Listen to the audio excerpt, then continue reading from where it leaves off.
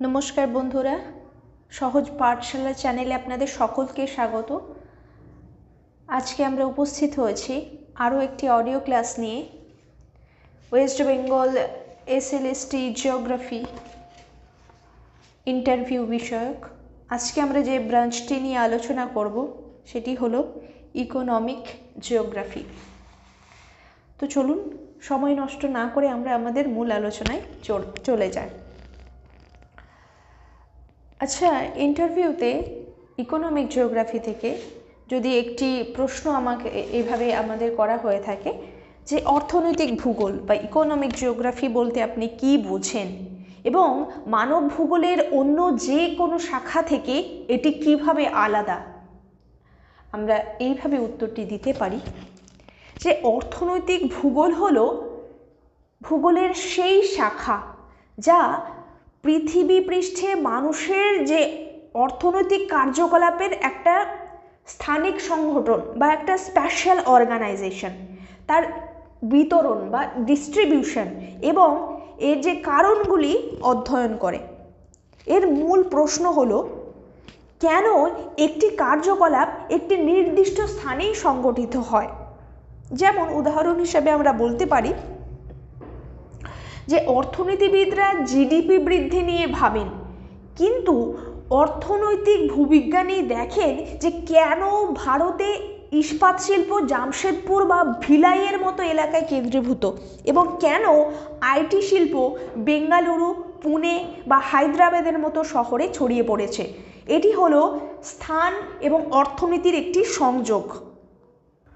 পরবর্তী প্রশ্ন যদি আমাদের এইভাবে করা হয়ে থাকে, আচ্ছা, রিসোর্স বা সম্পদ এবং মজুদ বা রিজার্ভ, এই দুইয়ের পার্থক্য কী? রিসোর্স এবং রিজার্ভের মধ্যে তফাৎ কোথায়? আমরা এইভাবে উত্তরটি দিতে পারি যে রিসোর্স বা সম্পদ হলো এমন কোনো বস্তু যা মানুষের প্রয়োজন মেটানোর জন্য কার্যকরী এবং প্রযুক্তিগতভাবেও সহজলভ্য, কিন্তু মজুদ বা রিজার্ভ হলো সম্পদের একটি অংশ যা বর্তমানে ব্যবহার করা হচ্ছে না, তবে ভবিষ্যতে ব্যবহারের জন্য সংরক্ষণ করা হচ্ছে। এটি সম্পদের এমন অংশ যা জানা আছে কিন্তু ব্যবহার শুরু হয়নি।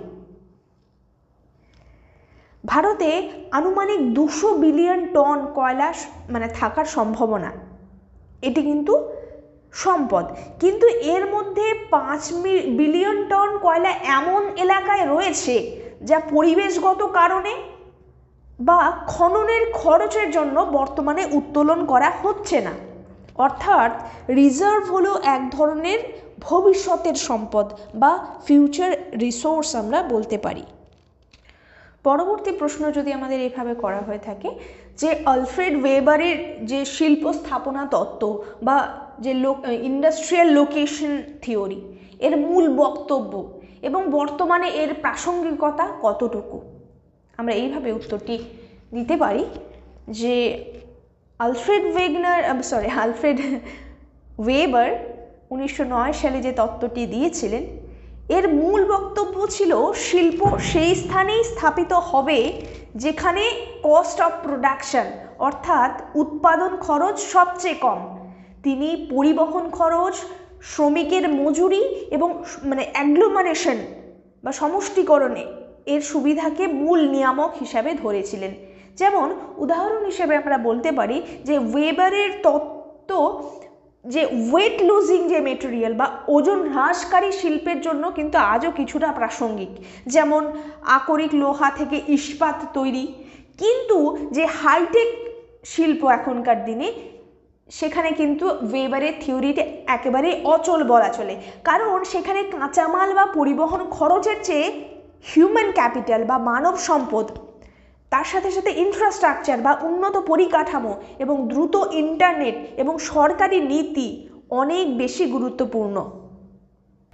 পরবর্তী প্রশ্ন যদি এইভাবে করা হয়ে থাকে, আচ্ছা, কৃষি ব্যবস্থাপনায় যে ভন থুনের মডেল, এই ধারণাটি আজকের দিনে কিভাবে পরিবর্তিত হয়েছে, আমরা এইভাবে উত্তরটি দিতে পারি ভন্থুনেন, যার থিওরিটি দিয়েছিলেন তিনি 1826 অর্থাৎ 1826 সালে।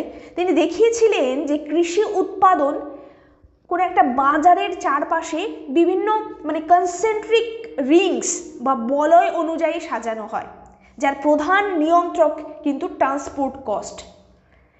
যেমন ভন্থুনেনের যুগে মানে তিনি যে সময় এই থিওরিটি দিয়েছিলেন তখন দুধের জন্য ডেয়ারি ফার্মকে শহরের খুব কাছাকাছি থাকতে হতো, কিন্তু বর্তমানে রেফ্রিজারেশন টেকনোলজি এবং দ্রুত গতির ট্রাক এর জন্য গুজরাটের আমুলের মতো ডেয়ারি ফার্ম কিন্তু 1000 কিলোমিটার দূর থেকেও সহজে কলকাতায় দুধ সরবরাহ করতে পারছে।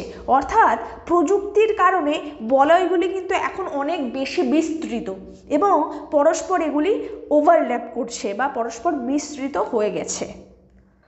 পরবর্তী প্রশ্ন যদি এইভাবে করা হয়ে থাকে যে আপনি কিভাবে একটি অর্থনৈতিক ক্রিয়াকলাপের প্রাথমিক, দ্বিতীয়, তৃতীয়, চতুর্থ ও পঞ্চম স্তরের বা 5 সেক্টরস অফ ইকোনমি এদের মধ্যে পার্থক্য দেখাবেন? আমরা এইভাবে উত্তরটি দিতে পারি। এই স্তরগুলি একটি অর্থনীতির জটিলতা এবং বিকাশের স্তর দেখায়।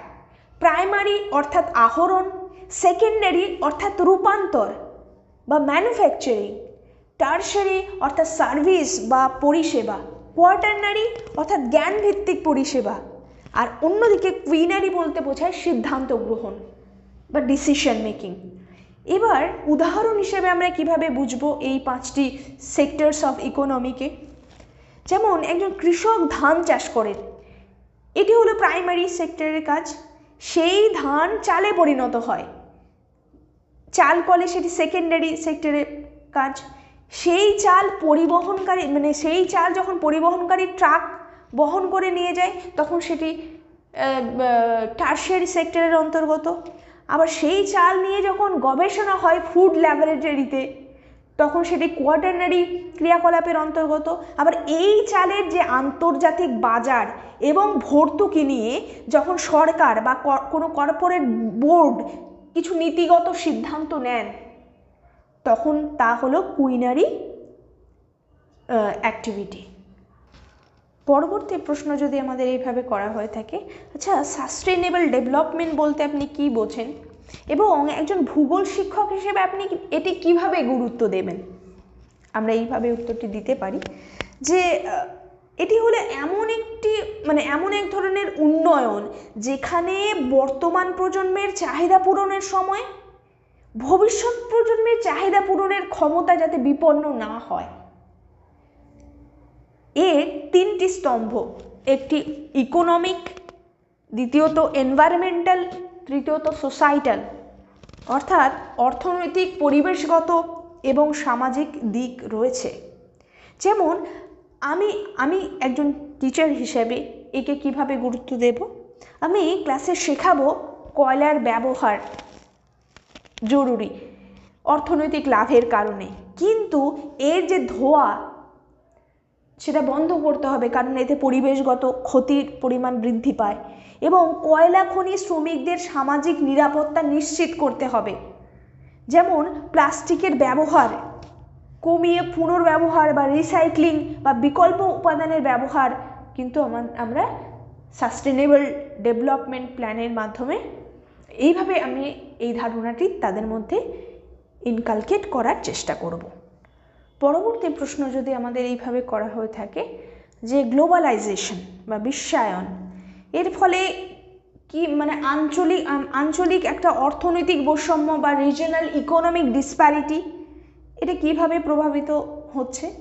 আমরা এইভাবে উত্তরটি দিতে পারি যে গ্লোবালাইজেশন একদিকে বিভিন্ন সুযোগ নিয়ে আসছে, যেন বাজার তৈরি করছে, বিনিয়োগ করার সুযোগ তৈরি করে বৈষম্য কমিয়েছে, কিন্তু অন্যদিকে এটি দুর্বল অর্থনীতি বা অদক্ষ শ্রমিকদের জন্য প্রতিযোগিতা বাড়িয়ে বৈষম্যকে কিন্তু আরও বাড়িয়ে দিয়েছে। যেমন উদাহরণ হিসেবে আমরা বলতে পারি যে ভারতে গ্লোবালাইজেশনের ফলে মুম্বাই, বেঙ্গালুরু বা গুরুগ্রামের মতো গ্লোবাল সিটিগুলির মানে দ্রুত উন্নতি হয়েছে, কিন্তু ওড়িশা বা বিহারের মতো পিছিয়ে পড়া অঞ্চলগুলি বিনিয়োগ টানতে না পেরে আরও পিছিয়ে পড়েছে। এর ফলে ইন্টার রিজনাল ডিসপ্যারিটি বা আন্তঃআঞ্চলিক বৈষম্য তীব্র হয়েছে। পরবর্তী প্রশ্ন যদি এভাবে করা হয়ে থাকে যে ওয়ার্ল্ড ট্রেড অর্গানাইজেশন এবং আন্তর্জাতিক বাণিজ্যের ক্ষেত্রে বিভিন্ন রিজনাল ব্লকস বা বাণিজ্য জোট এদের কি ভূমিকা বলুন। আমরা এইভাবে উত্তরটি দিতে পারি যে ওয়ার্ল্ড ট্রেড অর্গানাইজেশন বিভিন্ন মাল্টিল্যাটারাল মানে ট্রেডের নর্মস বা নিয়ম, বাণিজ্যের নিয়ম প্রতিষ্ঠা করে, কিন্তু বর্তমানে দেশগুলি কি করছে, নিজেদের মধ্যেই কিছু রিজনাল ব্লকস বা আঞ্চলিক জোট তৈরি করছে, যেমন ইউরোপিয়ান ইউনিয়ন, এশিয়ান, এইরকম। এই জোটগুলি কি করছে, নিজেদের সদস্য দেশগুলির মধ্যে ট্যারিফ বা শুল্কের পরিমাণ কমিয়ে দিচ্ছে। কিন্তু এক্ষেত্রে কি হচ্ছে, ডাব্লিউটিওর যে মানে ওয়ার্ল্ড যে কাঠামো, বাণিজ্যের যে বৈশ্বিক যে কাঠামো, তা কিন্তু তার জন্য কিন্তু চ্যালেঞ্জ সৃষ্টি করে। যেমন উদাহরণ হিসেবে আমরা বিষয়টি বুঝতে পারি যে ইউরোপিয়ান ইউনিয়ন নিজেদের মধ্যে শুল্ক তুলে নিয়ে একটা বিশাল অভ্যন্তরীণ বাজার তৈরি করেছে। এর ফলে কি হচ্ছে, ইউরোপিয়ান ইউনিয়নের যে বাইরের দেশ যেমন ভারত, এর পক্ষে ইউরোপিয়ান ইউনিয়নের কোনো একটি দেশে পণ্য বিক্রি করা কিন্তু কঠিন হয়ে যায়। এই যে আঞ্চলিক জোট বা রিজনাল ব্লকস, এগুলি বিশ্ব বাণিজ্যকে অনেক খণ্ড খণ্ড করে ভাগ করে দিচ্ছে। যেমন একটি পরিবার বিখণ্ড হওয়ার ফলে যে আমি আমার মতো থাকবো, আমি আমার মতো চলবো, সম্পদকে যখন আমরা ফ্র্যাগমেন্ট করে তুলছি তখন সংসারটা চালানো কঠিন হয়ে পড়ে। ঠিক একই রকমভাবে যখন নিজেদের মধ্যে জোট তৈরি করছে তখন কিন্তু এটা বিশ্ব বাণিজ্যকেও ফ্র্যাগমেন্ট করে দিচ্ছে। পরবর্তী প্রশ্ন যদি এইভাবে করা হয়ে থাকে যে হিউম্যান ডেভেলপমেন্ট ইন্ডেক্স এবং গ্রস ডোমেস্টিক প্রোডাক্ট বা জিডিপি, এই দুটির মধ্যে অর্থনৈতিক মানদণ্ডের দিক থেকে কি কি তফাৎ রয়েছে। আমরা এইভাবে উত্তরটি দিতে পারি যে জিডিপি হলো কোনো একটি দেশের মানে অর্থনৈতিক পরিবৃদ্ধির মানে অর্থনৈতিক উন্নয়নের একটা পরিমাণগত দিক বা কোয়ান্টিটেটিভ পরিমাপ, আর হিউম্যান ডেভেলপমেন্ট ইন্ডেক্স হলো মানুষের সামগ্রিক উন্নয়নের একটি কোয়ালিটেটিভ বা গুণগত পরিমাপ। এই হিউম্যান ডেভেলপমেন্ট ইন্ডেক্স তিনটি প্যারামিটার রয়েছে, তিনটি মাত্রা রয়েছে, যেটি হলো লাইফ এক্সপেক্টেন্সি অর্থাৎ দীর্ঘ এবং সুস্থ জীবন, শিক্ষা বা এডুকেশন এবং পার ক্যাপিটা ইনকাম। যেমন উদাহরণ হিসেবে আমরা বলতে পারি যে যদি কোনো দেশের তেল কোম্পানি প্রচুর বেশি মুনাফা লাভ করে তবে তার জিডিপি বেড়ে যাবে, কিন্তু সেই দেশের সাধারণ মানুষ যদি পরিষ্কার পানীয় জল না পায় বা তাদের শিক্ষার সুযোগ কম হয় তবে সেই দেশের হিউম্যান ডেভেলপমেন্ট ইন্ডেক্স কিন্তু কম থাকবে। অর্থাৎ জিডিপি শুধুমাত্র অর্থনৈতিক উন্নতিটাকে দেখাচ্ছে, কিন্তু সেই অর্থনৈতিক উন্নতি মানুষের জীবনের কতটা উন্নয়ন এনেছে এটাই কিন্তু দেখায় হিউম্যান ডেভেলপমেন্ট ইন্ডেক্স বা মানব উন্নয়ন সূচক। পরবর্তী প্রশ্ন যদি এইভাবে করা হয়ে থাকে যে স্পেশাল অর্গানাইজেশন বা স্থানিক সংগঠন মানে এটি তৈরিতে যোগাযোগ প্রযুক্তি এর ভূমিকা কি, মানে কমিউনিকেশন টেকনোলজির ভূমিকা বলতে হবে আমাদের স্পেশাল অর্গানাইজেশনের ক্ষেত্রে। আমার উত্তরটি এইভাবে দিতে পারি যে কমিউনিকেশন টেকনোলজি যেমন ইন্টারনেট, ফাইবার অপটিক নেটওয়ার্ক, এরা ভৌগোলিক দূরত্বকে কার্যত অপ্রাসঙ্গিক করে দিয়েছে। এটি ভার্চুয়াল ইমিডিয়েসি তৈরি করেছে। যেমন উদাহরণ হিসেবে আমরা বলতে পারি যে আগে বিভিন্ন কল সেন্টার বা আইটি কোম্পানিগুলিকে কিন্তু বড় শহরের কাছাকাছি থাকতে হতো, এখন মানে রিমোট ওয়ার্কিং বা ছোট শহরের বিভিন্ন স্যাটেলাইট অফিসের মাধ্যমে বেঙ্গালুরু বা মুম্বাইয়ের কোম্পানিগুলি বাংলার ছোট শহর থেকেও কিন্তু কাজ করাতে পারে। এই প্রযুক্তির কারণে শ্রমের লভ্যতা এবং সস্তা রিয়েল এস্টেট এর মতো নিয়ামকগুলি কিন্তু আবার গুরুত্বপূর্ণ হয়ে উঠেছে, যা ভৌগোলিক বৈষম্য কমাতেও সাহায্য করতে পারে।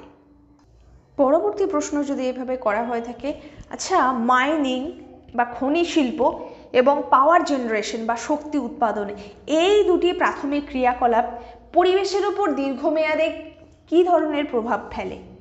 আমরা উত্তরটি এইভাবে দিতে পারি যে মাইনিং হলো একটি ক্ষয়কারী বা ডিপ্লিটিং কার্যকলাপ যা সরাসরি বাস্তুতন্ত্রের পরিবর্তন ঘটায়। অন্যদিকে শক্তি উৎপাদন, বিশেষত জীবাশ্ম জ্বালানি ভিত্তিক যে শক্তি উৎপাদন, তা কিন্তু বায়ু এবং জল দূষণের মাধ্যমে পরিবেশের মানকে প্রভাবিত করে। যেমন উদাহরণ হিসেবে আমরা বলতে পারি যে কয়লা খনি তৈরি করতে হলে, কয়লা খনি যদি তৈরি করতে হয় তখন বন উজাড় করতে হয়, সেক্ষেত্রে ল্যান্ড ইউজ প্যাটার্নের পরিবর্তন বা ভূমি ব্যবহারের পরিবর্তন হয়। আবার খনি থেকে বের হওয়া যে অ্যাসিডযুক্ত জল, সেটি স্থানীয় নদী এবং ভূগর্ভস্থ জলকে দূষিত করে। অন্যদিকে তাপবিদ্যুৎ কেন্দ্র থেকে যে গ্রিনহাউস গ্যাস নির্গত হয়, যা জলবায়ু পরিবর্তনকে আরও ত্বরান্বিত করে। এই প্রভাবগুলি স্বল্পমেয়াদী নয়, বরং কয়েক দশক ধরে স্থায়ী হয়। পরবর্তী প্রশ্ন যদি এইভাবে করা হয়ে থাকে যে কোনো একটি দেশের অর্থনৈতিক ব্যবস্থায় কৃষি জমির সঠিক শ্রেণীবিন্যাস বা ল্যান্ড ইউজ যে ক্লাসিফিকেশন, এটি করার প্রয়োজনীয়তা কি? আপনার কি মনে হয়? আমরা এইভাবে উত্তরটি দিতে পারি যে ভূমি ব্যবহারের যে শ্রেণীবিন্যাস বা ল্যান্ড ইউজ ক্লাসিফিকেশন একটি দেশকে তার সম্পদের সর্বাধিক এবং সাস্টেইনেবল ব্যবহারের জন্য পরিকল্পনা তৈরি করতে সাহায্য করে। এটি ফুড সিকিউরিটি এবং পরিবেশ সংরক্ষণের জন্য অত্যন্ত গুরুত্বপূর্ণ। উদাহরণ হিসেবে আমরা বলতে পারি, যদি কোনো দেশে তার যে নেট শোন এরিয়া এবং ফেলোল্যান্ড এর পরিমাণ যদি সঠিকভাবে না জানে, তবে তারা সঠিক কৃষিনীতি, যেমন কোথায় সেচের ব্যবস্থা করতে হবে বা খাদ্যশস্য উৎপাদনের নির্দিষ্ট লক্ষ্যমাত্রা, এগুলি নির্ধারণ করতে পারবে না।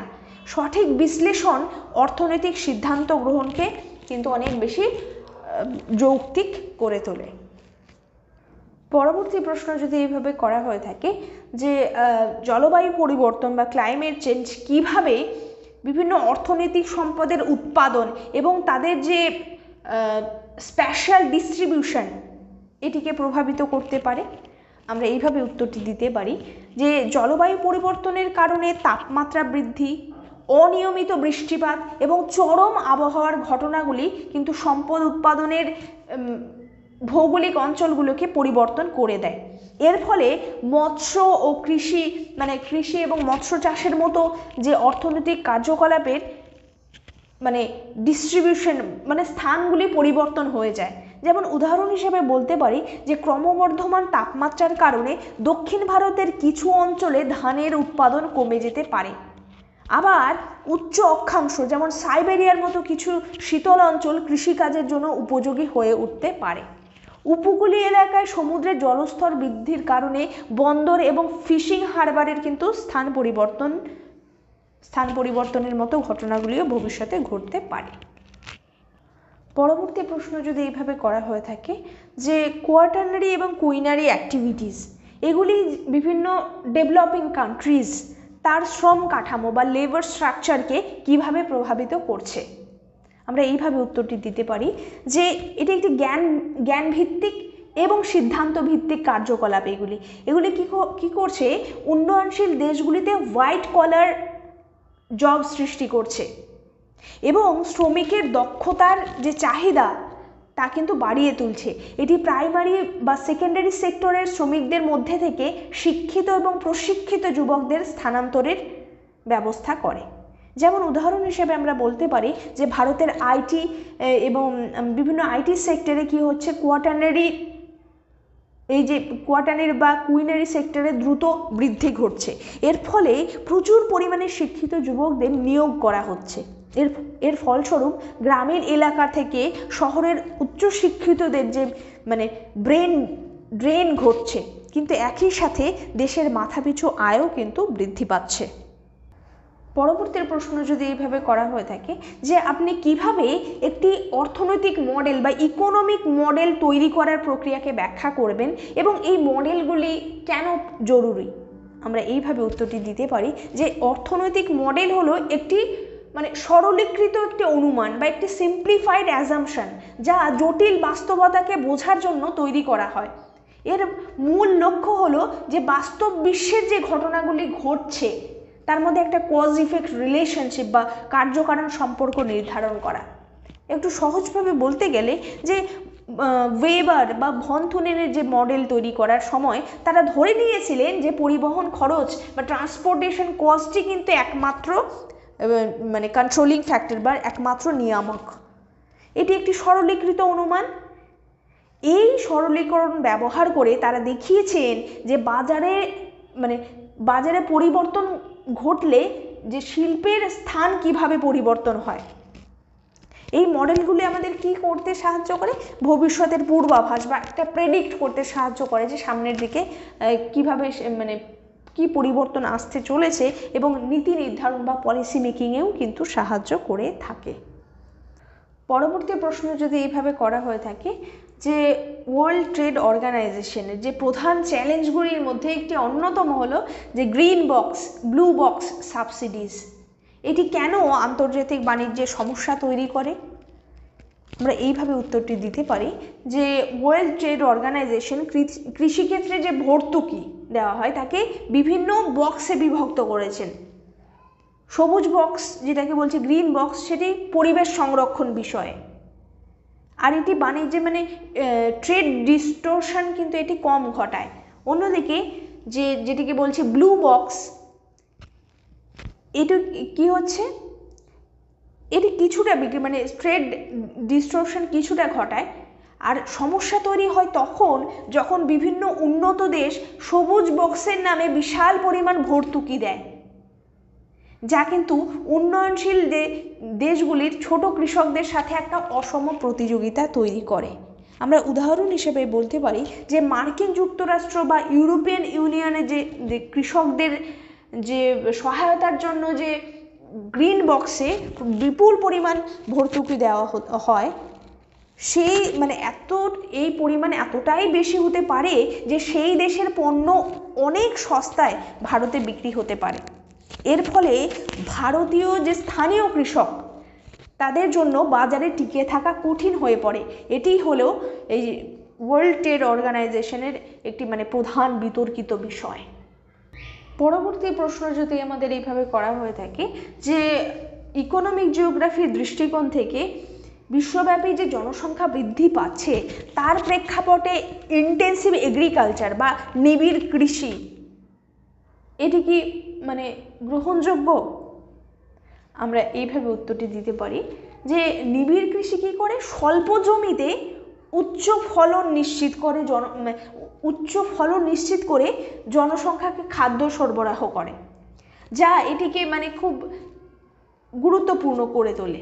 তবে এটি কিন্তু যে সাস্টেনেবল নয়, দীর্ঘমেয়াদের জন্য এটি সাস্টেনেবল নয়, কারণ এটি উচ্চমাত্রার বিভিন্ন সার কীটনাশকের ব্যবহার করে, যা মাটির উর্বরতা নষ্ট করে এবং জলের দূষণ ঘটায়। যেমন ভারতের পাঞ্জাব এবং হরিয়ানায় গ্রিন রেভলিউশনের মাধ্যমে নিবিড় কৃষি ব্যাপক ফলন এনেছে, কিন্তু ভূগর্ভস্থ জল দ্রুত হ্রাস পাচ্ছে। রাসায়নিকের কারণে মাটির স্বাস্থ্য খারাপ হচ্ছে। এটি প্রমাণ করে যে নিবিড় কৃষি স্বল্প মেয়াদে কিন্তু খাদ্য নিরাপত্তা দিলেও দীর্ঘমেয়াদে পরিবেশগতভাবে কিন্তু এটা সাস্টেনেবল নয়। পরবর্তী প্রশ্ন এইভাবে যদি করা হয়ে থাকে, আপনি কিভাবে পিকেটি এবং হ্যাভারস্যাক এনারা যে অর্থনৈতিক বৈষম্যের ধারণা দিয়েছেন এবং তাদের যে প্রভাব, এই দুইয়ের পার্থক্য কিভাবে ব্যাখ্যা করবেন? আমরা এইভাবে উত্তরটি দিতে পারি যে থমাস পিকেটি তার capital in the 21st century এই গ্রন্থে দেখিয়েছেন যে সম্পদের ওপর রিটার্ন অন ক্যাপিটাল যখন ইকোনমিক গ্রোথের চেয়ে বেশি হয় তখন অর্থনৈতিক বৈষম্য বাড়ে। অন্যদিকে হ্যাভারস্যাকের মতো অন্য গবেষকরা এনারা বৈষম্যের সামাজিক এবং শিক্ষাগত দিক নিয়ে আলোচনা করেছেন। যেমন উদাহরণ হিসেবে আমরা বলতে পারি যে কোনো ধনীর যদি সম্পদ প্রতি বছর 5% হারে বৃদ্ধি পায় কিন্তু দেশের গড় আয় বৃদ্ধি পায় 2% হারে, তবে কিন্তু ধনী এবং দরিদ্রের মধ্যে যে ব্যবধান সময়ের সাথে সাথে আরও বাড়তে থাকবে। এই বৈষম্য দূর করতে হলে সরকারকে কি করতে হবে? প্রগ্রেসিভ ট্যাক্সেশন, অর্থাৎ যার যত বেশি আয় সে আয় অনুপাতে ট্যাক্সের পরিমাণে বাড়বে। এবং অন্যদিকে শিক্ষা খাতে কিন্তু বিনিয়োগ করা প্রয়োজন। পরবর্তী প্রশ্ন যদি এইভাবে করা হয়ে থাকে যে লুম্বারিং এবং ফিশিং এই দুটি প্রাথমিক যে ক্রিয়াকলাপ তাদেরকে সাস্টেইনেবল করার জন্য কি ধরনের গ্লোবাল পলিসি প্রয়োজন? আমরা এইভাবে উত্তরটি দিতে পারি, এই লুম্বারিং এবং ফিশিং এই দুটি কিন্তু রিনিউয়েবল সম্পদ হিসাবে গ্রহণযোগ্য, কিন্তু যখন অতিরিক্ত আহরণের জন্য সেটা কিন্তু নন রিনিউয়েবল সম্পদ হয়ে উঠতে পারে। এদের সাস্টেনেবল করতে হলে কি করতে হবে? সম্পদ আহরণের ওপরে বিভিন্ন ধরনের ইন্টারন্যাশনাল রেগুলেশনস এবং তার সাথে সাথে স্থানীয় সম্প্রদায়ের অংশগ্রহণ প্রয়োজন। যেমন উদাহরণ হিসেবে আমরা বলতে পারি যে লুম্বারিং বা গাছ কাটা যেটাকে বলছে, সরলবর্গীয় গাছ কাটা, এর জন্য ফরেস্ট স্টিওয়ার্ডশিপ কাউন্সিল এর সার্টিফিকেশন বাধ্যতামূলক করা উচিত, যা নিশ্চিত করে যে কাঠ সাস্টেনেবলভাবে কাটা হচ্ছে। ফিশিংয়ের জন্য কি করতে হবে? গভীর সমুদ্রে মাছ ধরার ওপর নিষেধাজ্ঞা, মাছের প্রজননকালে মাছ ধরা বন্ধ করা এবং বিভিন্ন দেশের মধ্যে কোটা ব্যবস্থা চালু করা প্রয়োজন এই লুম্বারিং এবং ফিশিং এর ক্ষেত্রে। আজকে আমাদের পরবর্তী এবং সর্বশেষ প্রশ্ন যদি এইভাবে করা হয়ে থাকে, আচ্ছা বর্তমানে ইকোনমিক জিওগ্রাফিতে সার্কুলার ইকোনমি এটি কেন এত জনপ্রিয় হচ্ছে আর এটি কি? আমরা এইভাবে উত্তর দিতে পারি যে সার্কুলার ইকোনমি বা বৃত্তাকার অর্থনীতি এটি হলো রৈখিক অর্থনীতি বা লিনিয়ার ইকোনমি এর বিপরীত। লিনিয়ার ইকোনমিতে কি হলো, আমি ইউজ করলাম ফেলে দিলাম, ইউজ অ্যান্ড থ্রো, তার কোনো পুনর্ব্যবহারের কথা বলা হয় না। কিন্তু এই মডেল, এই সার্কুলার ইকোনমি কি বলছে? পণ্যের উপাদানগুলিকে বর্জ্যে পরিণত না হতে দিয়ে তাদের রিইউজ করতে পারি বা পুনর্ব্যবহার আমরা করতে পারি, তাদের রিপেয়ার বা মেরামত করতে পারি এবং রিসাইকেল করতে পারি বা পুনর্চক্রায়ন করার মাধ্যমে উৎপাদনের চক্রের মধ্যে রাখা হয়। যেমন উদাহরণ হিসেবে আমরা বলতে পারি যে একটি কোম্পানির তৈরি প্লাস্টিকের বোতল সেটি ফেলে না দিয়ে সেটিকে সংগ্রহ করে আবার নতুন বোতল তৈরি করা, অথবা একটি ইলেকট্রনিক্স পণ্য যেমন ল্যাপটপ নষ্ট হলে তার বিভিন্ন মূল্যবান উপাদান এগুলি আবার বের করে নতুন ল্যাপটপে ব্যবহার করা। এটি কিন্তু কাঁচা যে র মেটেরিয়ালস এর চাহিদা কমায় এবং এই ওয়েস্টেজের পরিমাণ বা বর্জ্যের পরিমাণও কমায় এবং পরিবেশগত চাপ কমিয়ে অর্থনৈতিক উন্নয়নকে কিন্তু সুনিশ্চিত করে। বন্ধুরা, আজকে আমাদের আলোচনা এখানেই শেষ করছি। অন্যদিন উপস্থিত হবে আরও নতুন টপিক নিয়ে। আপনারা বলবেন যে কোন বিষয়ে আমি অডিও ক্লাস আপলোড করতে পারি পরবর্তী ক্ষেত্রে। পাশে থাকার জন্য ধন্যবাদ। আজকের ক্লাস এইটুকুই।